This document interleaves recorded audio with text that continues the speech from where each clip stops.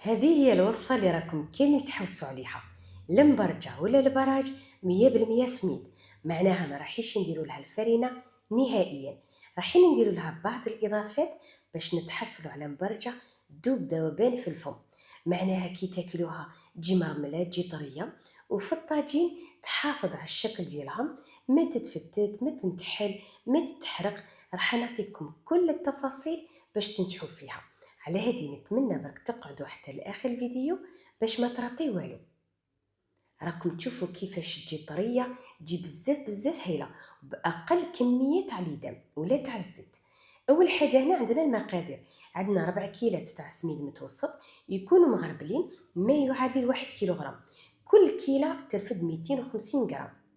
المهم هذا سميد متوسط. عندي مغرف صغيره تاع الملح، مغرف صغيره تاع السكر، مغرف صغيره تاع الخميره تاع الخبز. الملح للبنه، السكر باش يعاون المبرجه باش تحمر بلون شباب، نفس الشيء للخميره، تخلي هذاك السميد يجي مهوي وتعطي لون شباب بزاف للمبرجه، يعني تجينا حمرة تهبل.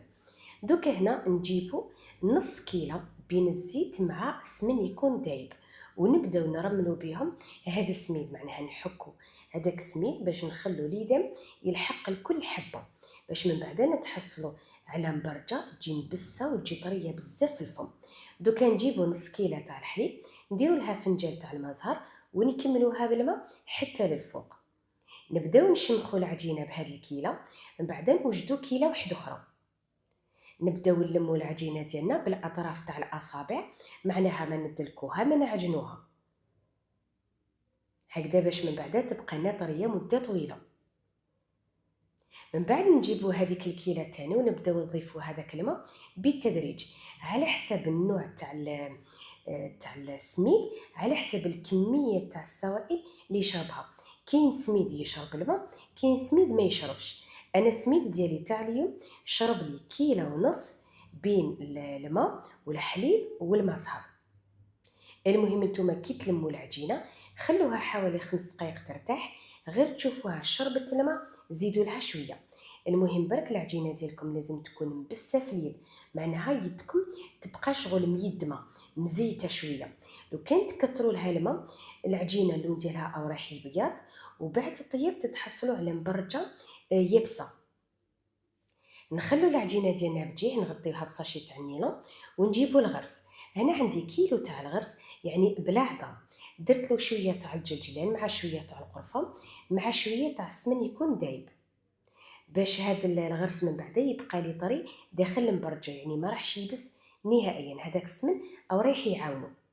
دوكا نجيبو العجينه ديالنا اللي غطيناها يعني باش ما تنشفش، نقسموها على زوج، نروليو هذيك العجينه على شكل كريات، ونجيبو تاني من الغرس ناخدو بالتقريب نفس الكرية، معناها يكون عندهم كامل يعني بالتقريب نفس الميزان. ندهنو شوية هذاك الغرس بالزيت باش كي نفتحوه ما راحش يلصق في هذاك الساشي. وبنفس الطريقة نفتحو هذوك الزوج يعني كريات تاع العجين.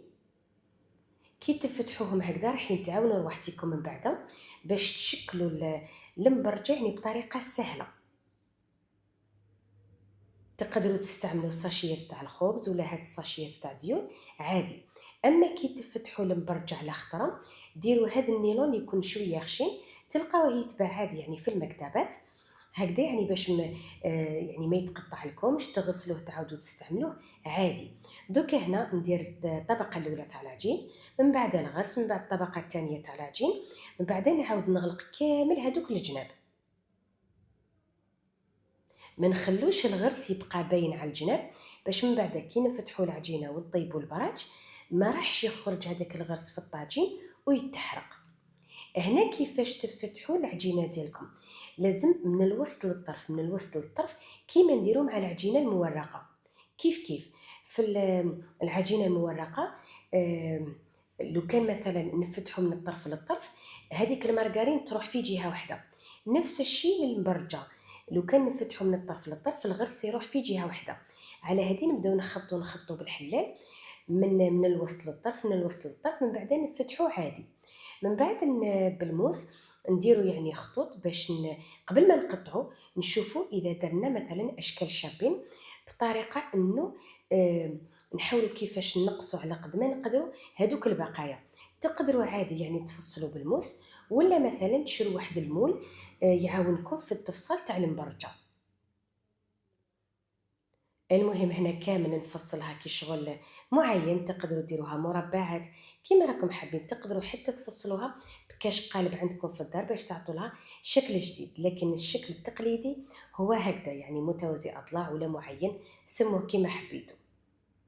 المهم هنا نسلس لها كامل الجناب ديالها بالكوبات ولا باليد عادي ولا حتى بالموس. من بعد نسخن طاجين على نار تكون متوسطه، غير يسخن نحط هذوك الحبات تاع المبرجه، غير نشوفهم حماروا من تحت نقلبهم، ما لازمش تخلطوا فيهم، لازم حتى يحمروا باش تقلبوهم هكذا، يعني باش ما يتفتتوش. غير يحمروا على زوج جوايه نحيوهم، والنار دائما راهي متوسطه. لو كانت تنقصوا للنار تتحصلوا على مبرجه يابسه، تقووا للنار يعني تتحصلوا عليها محروقه والداخل تبقى لكم عجين.